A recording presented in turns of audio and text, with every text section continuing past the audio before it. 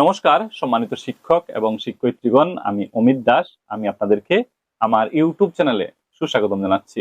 আমি আশা করছি আপনারা সবাই ভালো আছেন, সুস্থ আছেন।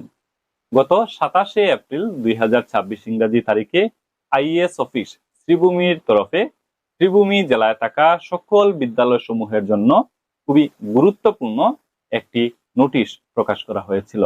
আজকের এই ভিডিওতে উক্ত নোটিশটি নিয়ে আপনাদের সাথে আমি বিস্তারিতভাবে আলোচনা করার চেষ্টা করব।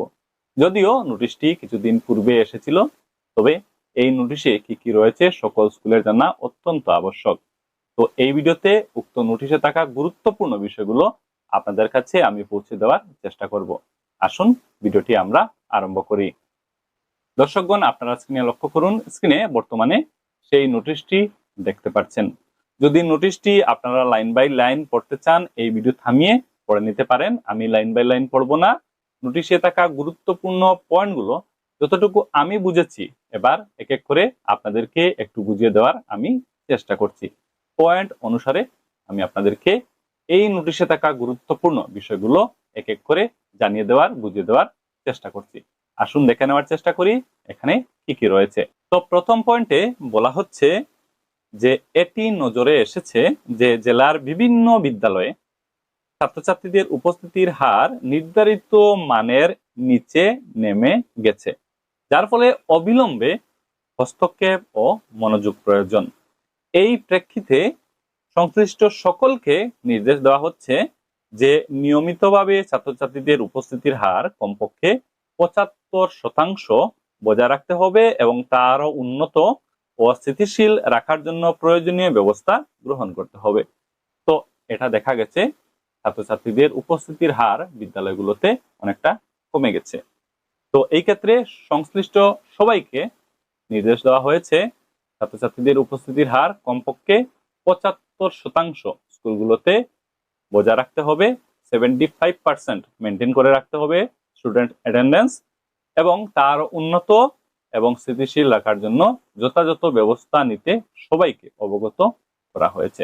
তো ছাত্রছাত্রীদের উপস্থিতির হার বাড়াতে হবে এবং মেনটেন করতে হবে।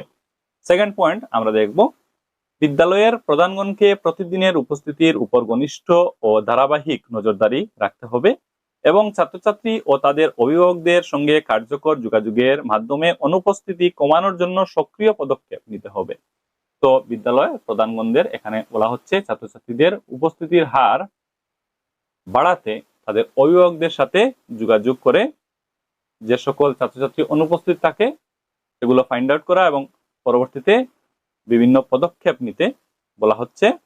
যেসব বিদ্যালয়ে কম উপস্থিতি নিয়ে অভিযোগ পাওয়া গেছে সেই সব প্রতিষ্ঠানকে সংশ্লিষ্ট ব্লক এমআইএস কর্মীদের সঙ্গে সমন্বয় করে ত্রুটি শনাক্ত ও প্রয়োজনীয় সংশোধনী ব্যবস্থা গ্রহণ করতে হবে। যদি কোনো টেকনিক্যাল ইস্যু থাকে এখানে কনসার্ন পার্সন রয়েছেন, ওনার সাথে যোগাযোগ করতেও নির্দেশ দেওয়া হয়েছে। পরবর্তী পয়েন্ট আমরা দেখব, এখানে বলা হচ্ছে এটা লক্ষ্য করা গেছে যে অন্যান্য বিদ্যালয় থেকে ভর্তি হওয়া ছাত্রছাত্রীদের তথ্য পোর্টালে যথাযথভাবে আপডেট করা হচ্ছে না, তাই ড্রপবক্স থেকে সংশ্লিষ্ট ছাত্রছাত্রীদের তথ্য সংগ্রহ করে বর্তমান বিদ্যালয়ের নথিতে সঠিকভাবে প্রতিফলিত করতে হবে এবং সকল এমন ক্ষেত্রে দ্রুত সংশোধন করতে হবে। তো এই যে একাডেমিক ইয়ার দেখা গেছে অনেক ছাত্রছাত্রী স্কুল পরিবর্তন করেছে। এই ক্ষেত্রে নতুন যে স্কুলে ছাত্রছাত্রী ভর্তি হলো, ধরুন ক্লাস 6 বা ক্লাস 9 এর ক্ষেত্রে দেখা যায় ছাত্রছাত্রীরা স্কুল পরিবর্তন করে। তো এই ক্ষেত্রে দেখা গেছে নতুন যে স্কুলে ছাত্রছাত্রী ভর্তি হয়েছে সেই স্কুলে সেই ছাত্রছাত্রীদের তথ্য পুরানা স্কুল থেকে কিন্তু ইম্পোর্ট করা হয়নি বা পুল করা হয়নি। তো নির্দিষ্ট পোর্টালে গিয়ে এগুলো অবশ্যই কিন্তু করে নিতে হবে। দ্রুত করার জন্য বলা হচ্ছে ড্রপবক্স থেকে ছাত্রছাত্রীদের তুলে নিতে হবে, পুল করতে হবে, ইম্পোর্ট করতে হবে। তো এই কাজগুলো যদি পেন্ডিং থাকে, এছাড়াও পুশ করার কাজও যদি পেন্ডিং থাকে অবশ্যই করে নিতে হবে এবং পরবর্তীতে নতুন স্কুলগুলোকে পুল করা বা ইম্পোর্ট করার জন্য কিন্তু নির্দেশ দেওয়া হয়েছে। তো পেন্ডিং কিছু যদি থাকে অবশ্যই খুব দ্রুত এগুলো করে নিতে হবে। পরবর্তী পয়েন্ট, আরো গুরুতরভাবে দেখা গেছে যে কিছু ছাত্রছাত্রী সরকারি প্রাদেশিকৃত বিদ্যালয়ে ভর্তি থাকলেও যথাযথ নথি ছাড়া বেসরকারি প্রতিষ্ঠানে তারা পড়াশোনা করছে। এই ধরনের অনিয়ম অবিলম্বে বন্ধ করতে হবে। কোন ছাত্রছাত্রী সরকারি প্রাদেশিকৃত বিদ্যালয়ের নাম নথিভুক্ত রেখে আনুষ্ঠানিকভাবে বেসরকারি বিদ্যালয়ে পড়তে পারবে না। এই বিষয়ে পোর্টাল যাচাইয়ের মাধ্যমে নজরদারি করা হবে এবং এমন অনিয়ম ধরা পড়লে সংশ্লিষ্ট বিদ্যালয় প্রধানদের বিরুদ্ধে কঠোর ব্যবস্থা নেওয়া হবে। তো খুবই গুরুত্বপূর্ণ একটি পয়েন্ট, দেখা গেছে ছাত্রছাত্রী সরকারি বা প্রাদেশিক বিদ্যালয়ে তারা ভর্তি আছে, কিন্তু তারা প্রাইভেট স্কুলে, বেসরকারি স্কুলে কোনো নথিপত্র ছাড়া পড়াশোনা করছে। তো এই ধরনের সকল অনিয়ম খুব দ্রুত অবিলম্বে বন্ধ করতে হবে। এখানে বলা হচ্ছে ছাত্রছাত্রী সরকারি প্রাদেশিকৃত বিদ্যালয়ে নাম নথিভুক্ত রেখে আনুষ্ঠানিকভাবে বেসরকারি কোনো প্রতিষ্ঠানে তারা পড়তে পারবে না। যদি এমন কিছু অনিয়ম ধরা পড়ে তাহলে সংশ্লিষ্ট বিদ্যালয় প্রধানদের বিরুদ্ধে কঠোর শাস্তির ব্যবস্থা নেওয়া হবে। পরবর্তী পয়েন্ট, সকল প্রতিষ্ঠানকে আরো নির্দেশ দেওয়া হচ্ছে যে বিনামূল্যের পাঠ্যপুস্তক অর্থাৎ এফটিপি ও বিদ্যালয়ের ইউনিফর্ম, স্কুল ইউনিফর্ম যথাযথ, স্বচ্ছ ও সঠিকভাবে প্রকৃত ও যোগ্য ছাত্রছাত্রীদের মধ্যে বিতরণ করতে হবে। বিতরণের সঠিক নথিপত্র ও রেকর্ড যাচাইয়ের জন্য সংরক্ষণ করতে হবে। তো এফটিপি, স্কুল ইউনিফর্ম এগুলো স্বচ্ছ, যথাযথ এবং যারা প্রকৃত বেনিফিশিয়ারি স্টুডেন্ট রয়েছে তাদের মধ্যে বিতরণ করতে হবে এবং রেকর্ড মেনটেন করে রাখার জন্য বলে দেওয়া হয়েছে, পরবর্তীতে কাজে লাগবে। তারপরের পয়েন্ট, শ্রেণীকক্ষের পাঠদান আরো শক্তিশালী করা এবং শিক্ষার ফল উন্নত করার লক্ষ্যে প্রতিটি বিদ্যালয়কে দৈনন্দিন শ্রেণীসূচিতে স্মার্ট ক্লাসরুম সুবিধা ও টেলি এডুকেশন সম্পদের বাধ্যতামূলক ব্যবহার নিশ্চিত করতে হবে, যাতে উপলব্ধ পরিকাঠামোর সর্বোত্তম ব্যবহার হয়। তো এই জিনিসটিও এখানে বলে দেওয়া হয়েছে। পরবর্তীতে আরো একটি পয়েন্ট রয়েছে খুবই গুরুত্বপূর্ণ।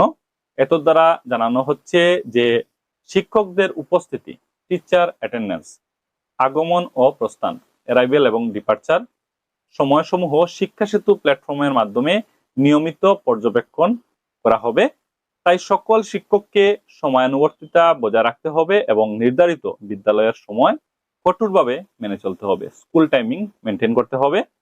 এ বিষয়ে কোনো ব্যতিক্রম গুরুতরভাবে বিবেচিত হবে এবং নিয়ম অনুযায়ী প্রয়োজনীয় ব্যবস্থা গ্রহণ করা হতে পারে। তো এই পয়েন্টটিও কিন্তু সকল স্কুলের সকল টিচার্সদের জন্য খুবই গুরুত্বপূর্ণ। সবশেষে বলা হচ্ছে সমস্ত উপবিদ্যালয় পরিদর্শক, বিইও এবং সিআরসিসিদের নিজ নিজ এলাকার মধ্যে উপরোক্ত নির্দেশাবলীর কঠোর তদারকি ও বাস্তবায়ন নিশ্চিত করতে হবে। তো এই হলো উক্ত নোটিশে থাকা কিছু গুরুত্বপূর্ণ পয়েন্ট। এই নোটিশ যতটুকু আমি বুঝতে পেরেছি পয়েন্ট আকারে খুব সহজভাবে আপনাদেরকে এই ভিডিওর মাধ্যমে বুঝিয়ে দেওয়ার চেষ্টা করেছি। নোটিশে কি কি বলা হয়েছে আশা করি আপনারা বুঝতে পেরেছেন এবং স্কুল পর্যায়ে কি কি করণীয় রয়েছে সেই সম্পর্কেও আশা করি আপনারা বিস্তারিত ধারণা লাভ করতে পেরেছেন। তো এই নোটিশটি খুবই গুরুত্বপূর্ণ নোটিশ। শ্রীভূমি জেলায় থাকা সকল বিদ্যালয় সমূহের জন্য কি কি নির্দেশ দেওয়া হয়েছে স্কুলগুলোকে এবং সংশ্লিষ্ট সবাইকে আশা করি এই ভিডিওর মাধ্যমে আপনাদেরকে আমি জানিয়ে দিতে, বুঝিয়ে দিতে পেরেছি। ভিডিওটি আর বেশি লম্বা করব না। ভিডিওটি দেখা হয়ে গেলে সবার সাথে আপনারা এই ভিডিও অবশ্যই শেয়ার করবেন এবং সবাইকে এই ব্যাপারে জানিয়ে দিতে সহযোগিতা করবেন। আপনারা ভালো থাকুন, সুস্থ থাকুন। দেখা হবে, কথা হবে পরের ভিডিওতে। ধন্যবাদ।